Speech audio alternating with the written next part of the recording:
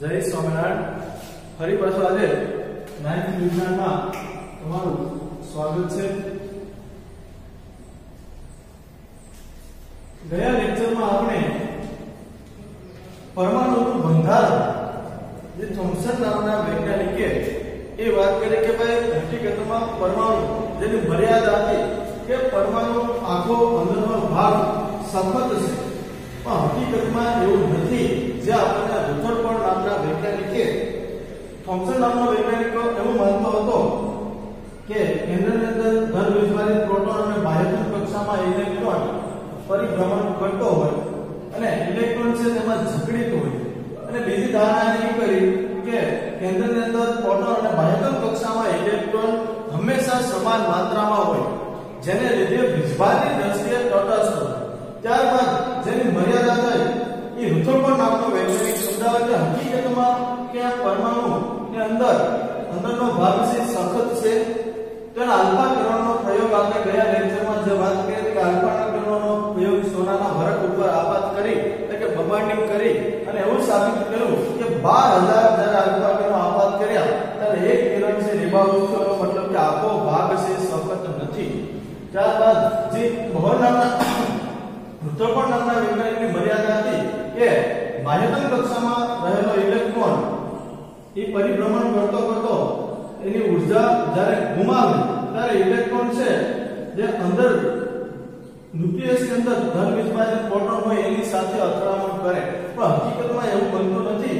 જ્યાં રુથરફોર્ડ નામના વૈજ્ઞાનિકની મર્યાદા હતી, જે એની ખામી દૂર કરવા માટે બોહર નામના વૈજ્ઞાનિક બોહરનો પરમાણ્વીય નમૂનો જે વસ્તુ સાબિત કરે કે ઇલેક્ટ્રોન કઈ રીતે પોતાની કક્ષામાં પરિભ્રમણ કરે. જે તમારે 9મા ધોરણમાં 10મા ધોરણમાં 11 સાયન્સમાં આ વસ્તુ ખૂબ જ ખાસ ધ્યાનપૂર્વક સાંભળી અને બાકીનો જે તમે બુક બનાવો એની અંદર તમારે નોટ કરી. એક વસ્તુ કે ઉપકક્ષક ભેગી થઈ અને કક્ષક બનાવે, કક્ષક ભેગી થઈ અને કક્ષા બનાવે. તો કક્ષક તમે આગળના ધોરણમાં જે તમે 6ઠા 7મું 8મું ધોરણ ભણીને આવ્યા એમાં કક્ષા વિશે માહિતી આવતી. એ કક્ષા વિશે આપણે જોઈએ તો કક્ષા હતી કે L M અને N, જેને આની ગણતરી કરવા માટે કેટલા ઇલેક્ટ્રોન પરિભ્રમણ કરી શકે તો ગણતરી કરવા માટે એક સામાન્ય સૂત્ર આપ્યું 2n², બરોબર, જેને સામાન્ય સૂત્ર તરીકે ઓળખવામાં આવે. સામાન્ય સૂત્ર. હવે 2n² નો આપણે ઉપયોગ કઈ રીતે કરીએ એ જોઈએ. તો આપણે પહેલા ક્રમ આપી દઈએ. કે કક્ષા છે પહેલા નંબરની કક્ષા, L કક્ષા છે બીજા નંબરની કક્ષા, M કક્ષા છે ત્રીજા નંબરની કક્ષા અને N કક્ષા છે ચોથા નંબરની કક્ષા. તો અહીંયા 2 જ્યાં n એટલે આ કક્ષાની સંખ્યા આપણે એનો ક્રમ મૂકીશું 2n². એનો મતલબ કે જ્યાં n આવે ત્યાં આપણે પરમાણુ આ કક્ષાની સંખ્યાને એક નંબર મૂકવો પડે. એટલે 2 1 નો સ્ક્વેર 1 એકા 1 એટલે 2 આવે. તો ખબર પડે ખ્યાલ આવે કે કક્ષામાં વધારે 2 ઇલેક્ટ્રોન ભરે. એવી રીતે આનું જ્યારે જોઈએ તો 2n² તો n બરાબર આપણે કેટલા મૂકીશું? n બરાબર 2 મૂકીશું. તો n જ્યાં n દેખાય ત્યાં આપણે 2 એટલે 2 × 4 2 × 4 બરાબર. તો 4 × 8 એટલે L કક્ષામાં આપણને ખ્યાલ આવે એમાં 8 ઇલેક્ટ્રોન ભરાશે. તો સેમ પ્રોસેસ અહીંયા જોઈએ તો 2m કક્ષામાં 2n² તો n બરાબર આપણે 3 મૂકીશું. તો અહીંયા 3 નો વર્ગ એટલે 2 × 3 એટલે 9 9 × 18 ઇલેક્ટ્રોન જે m કક્ષામાં ભરાશે. ત્યારબાદ આનું જોઈએ 2n² n બરાબર આપણે 4 મૂકીશું. n એટલે આ કક્ષાની સંખ્યા 1 2 3 અને 4. ફરી યાદ રાખજો 2 × 16 4 × 4 એટલે 16 16 × 32 ઇલેક્ટ્રોન આમાં ભરાશે n કક્ષામાં.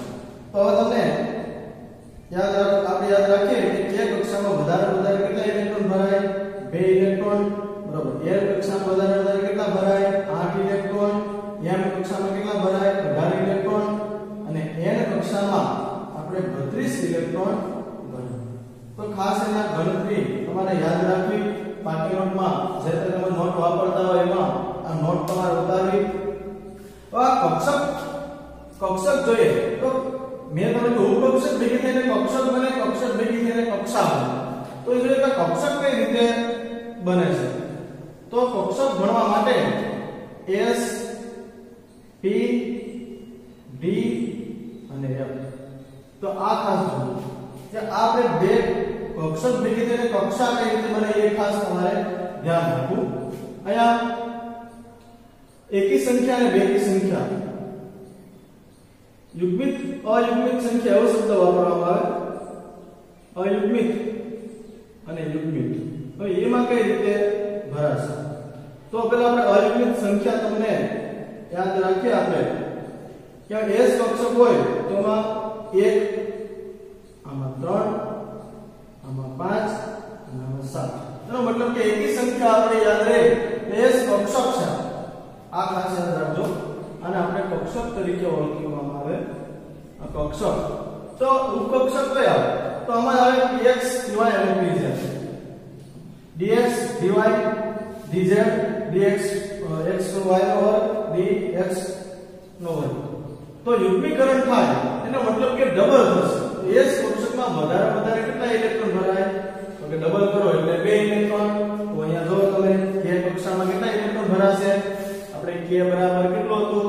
2। એનો મતલબ કે S કક્ષકની જરૂર પડે S કક્ષક ભેગી થાય અને k કક્ષા ભરાશે। આનો આપણે યુગ્મીકરણ કરીએ એટલે ડબલ કરીએ એટલે અહીંયા 3 છે એટલે કેટલા થશે?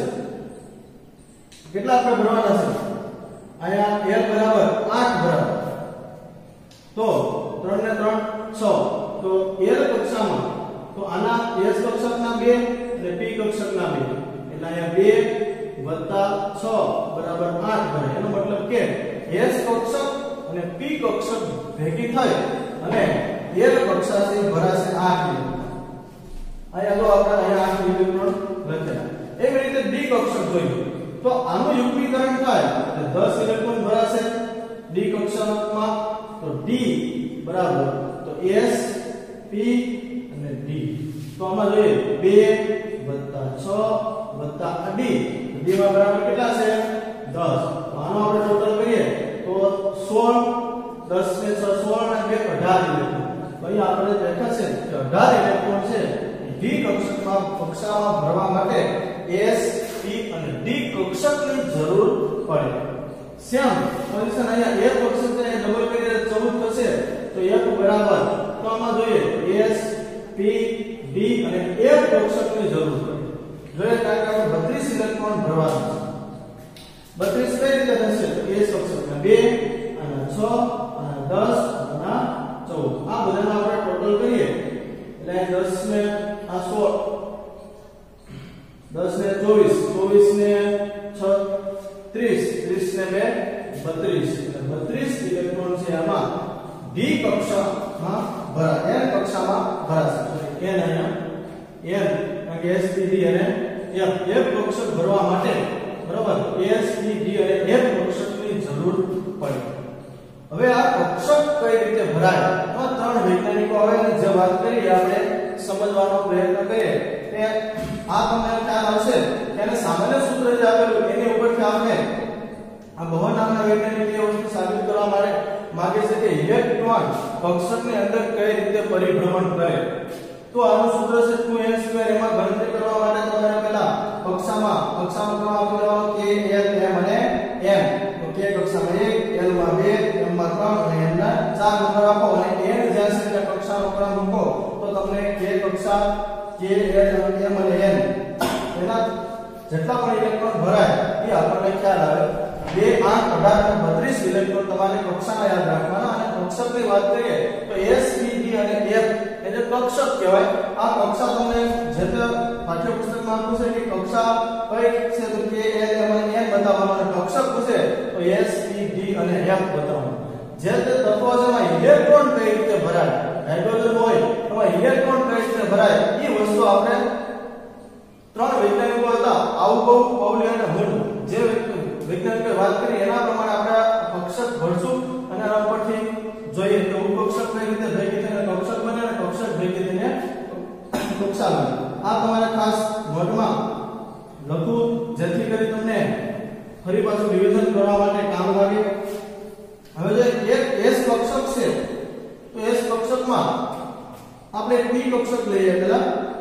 કારણ કે આમાં ઉપકક્ષક px py અને pz બરાબર આ કઈ રીતે બને તો p કક્ષકમાં તમને ખબર પડી કે વધારે કેટલા ઇલેક્ટ્રોન ભરાશે તો કે 6 ઇલેક્ટ્રોન બરાબર તો અહીંયા p કક્ષક દોરી આપણે તો આમાં ખાસ ધ્યાન રાખો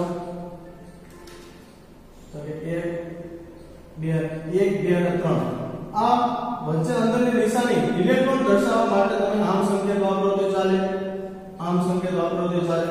તો પેલા પૌલી નામનો વૈજ્ઞાનિક હતો એને વાત કરી કે નવો દાખલ થતો ઇલેક્ટ્રોન સૌપ્રથમ નિશી કક્ષા ધરાવતી કક્ષામાં દાખલ થશે એટલે એક ઇલેક્ટ્રોન આપણે અહીંયા દાખલ કરીએ એના નિયમ પ્રમાણે ત્રણેય વૈજ્ઞાનિકોનો સિદ્ધાંત એ છે કે ઇલેક્ટ્રોન કઈ રીતે એમાં આપણે ગોઠવણી કરીએ તો પૌલીએ કીધું સૌપ્રથમ નવો આવતો ઇલેક્ટ્રોન નીચી શક્તિ ધરાવતી કક્ષકમાં દાખલ થાય આવું કીધું કે ઇલેક્ટ્રોન પેલા અયુગ્મિત રહેવાનું વલણ ધરાવે એટલે આપણે 6 ઇલેક્ટ્રોન સમાવવાના છે તો અયુગ્મિત હોય 3 ઇલેક્ટ્રોન આપણે પેલા ગોઠવવા પડે 1 2 3 આ ઇલેક્ટ્રોનને દર્શાવવાની હોય રીત છે તો ગમે તે રીતે દર્શાવી શકો હવે બીજું મુંડ નામના વૈજ્ઞાનિકે કીધું કોઈ પણ કક્ષક હોય એમાં વધારે 2 ઇલેક્ટ્રોન સમાય 2 થી વધારે ઇલેક્ટ્રોન સમાય નહીં એક માત્ર હોય તો એક જ ધારો એક જ પીઠે આમાં 2 માત્ર નાખો તો એ સમાતો નથી એક પગમાં એક સંપર્ક પહેરી શકાય 2 પગમાં એક સંપર્ક પહેરી શકાતો નથી તો એવી રીતે મુંડ નામના વૈજ્ઞાનિકે વાત કરી કે આ ઉપકક્ષક છે px બરાબર પછી આ py અને આ pz તો આ px py અને pz કક્ષક છે એમાં કઈ રીતે ઇલેક્ટ્રોન ભરાશે મુંડ નામના સિદ્ધાંત પ્રમાણે કે વધારે 2 ઇલેક્ટ્રોન સમાય 2 થી વધારે ઇલેક્ટ્રોન સમાશે નહીં તો આપણે ચોથો ઇલેક્ટ્રોન અહીંયા ભરીશું પાંચમો ઇલેક્ટ્રોન આવે તો આપણે અહીંયા ભરીશું અને છઠ્ઠો ઇલેક્ટ્રોન આવે તો આપણે અહીંયા ભરીશું તો એવી રીતે આપણે d ની પણ વાત કરી શકીએ તો d માં dx dy dz ના 10 ઇલેક્ટ્રોન આપણે d કક્ષકમાં જો તો વધારે કેટલા યુગ્મીકરણ થાય એટલે 10 ઇલેક્ટ્રોન એમાં ભરાય તો 10 ઇલેક્ટ્રોન કઈ રીતે ભરીશું એ આપણે જોઈએ તો આ કોષ્ટકમાં પેલા ભાઈ કેટલા લીટા કવર કરવા પડે 5 લીટા કરો તો 10 ખાના બનશે 1 2 3 4 5 1 2 3 4 5 તો આ પાંચમો આપણે કાઢો એટલે 5 આપણે ઇલેક્ટ્રોન અયુગ્મીકરણ 1 2 3 4 ને 5 હવે માં જોઈએ તો પૌલીના નિયમ પ્રમાણે સૌપ્રથમ નીચી કક્ષા ધરાવતી કક્ષકમાં દાખલ થશે એક ઇલેક્ટ્રોન એનામાં અયુગ્મિત રહેવાનું વલણ ધરાવે તો બીજો ઇલેક્ટ્રોન અહીંયા દાખલ કરવો પડે ત્રીજો અહીંયા ચોથો અને પાંચમો અયુગ્મિત થઈ ગયા મુંડ નામના વૈજ્ઞાનિક હવે નવો આવતો છઠ્ઠો ઇલેક્ટ્રોન આવે કે અહીંયા પહેલી કક્ષામાં દાખલ નહીં કે આપણે આડાવડિયા દાખલ કરી શકીએ એ આપણે અહીંયા દાખલ કરવું પડે એટલે છઠ્ઠો ઇલેક્ટ્રોન અહીંયા સાતમો આઠમો 9 અને 10 ઇલેક્ટ્રોન આ તમારે ખાસ યાદ રાખવાનું હવે રીતે એક કક્ષકમાં 14 ઇલેક્ટ્રોન કઈ રીતે ભરાશે એ જોઈએ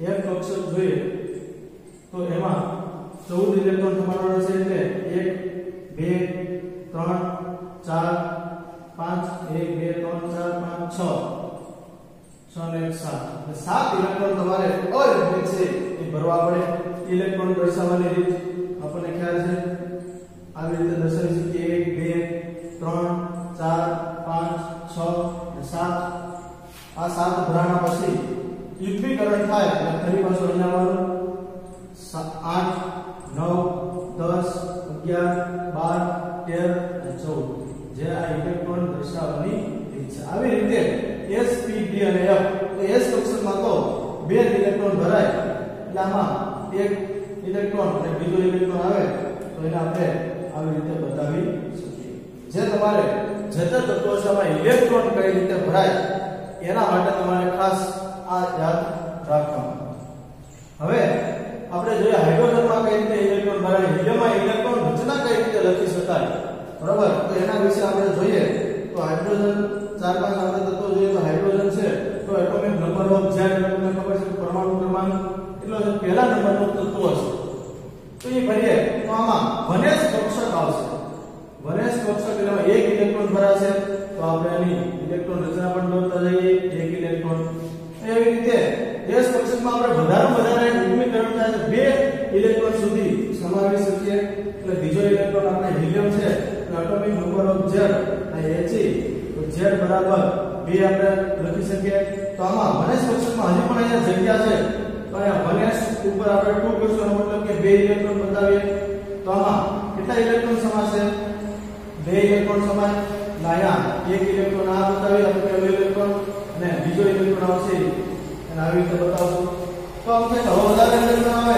હિલિયમ ઇલેક્ટ્રોન કઈ રીતે બોલવું તો Z બરાબર 3 તો અહીંયા આપણે ત્યારે 1s માં તો 2 ઇલેક્ટ્રોન ભરાઈ ગયા હવે નવી કક્ષક કઈ બોલે તો 2s1 બોલશે મિત્રો આ ખાસ ધ્યાન રાખજો કે 2s1 કઈ રીતે ક્રમ આવે 2s2 કઈ રીતે ક્રમ આવે આપણે નેક્સ્ટ લેક્ચરમાં તમને બતાવીશ કે આવર્ત કોષ્ટકના નિયમ પ્રમાણે કે ઇલેક્ટ્રોન જે ભરાતા હોય 3 ઇલેક્ટ્રોન ભરવાના થશે એટલે આમાં S 1s કક્ષક આપણે આવી અલગ કરીએ તો 1s કક્ષકમાં 2 ઇલેક્ટ્રોન ભરાય અને 2s કક્ષકમાં 1 ઇલેક્ટ્રોન ભરાય એવી રીતે કુલ 3 ઇલેક્ટ્રોન ભરાશે હજી એક ચોથો ઇલેક્ટ્રોન આવે તો 2s2 ભરાશે આ ચોથો જોઈ નાખીએ હાઇડ્રોજન હિલિયમ લિથિયમ અને બેરિલિયમ તો Z બરાબર આમાં થશે 4 તો આમાં જોઈએ તો 1s2 2s2 કારણ કે 1 ઇલેક્ટ્રોન વધી ગયો એનો આપણે ઇલેક્ટ્રોન સમાવીએ તો 2 અને અહીંયા 2 ઇલેક્ટ્રોન બરાબર હજી એક નવો હોય તો 1s2 2s2 અને 2p1 એમ તો p કક્ષકમાં અને આપણે 6 ઇલેક્ટ્રોન સુધી ભરી શકીએ આનો ક્રમ કઈ રીતે આવે તે આપણે નેક્સ્ટ લેક્ચરમાં આવર્ત કોષ્ટકનો અભ્યાસ કરી અને એના વિશે કરીશું જય સ્વામી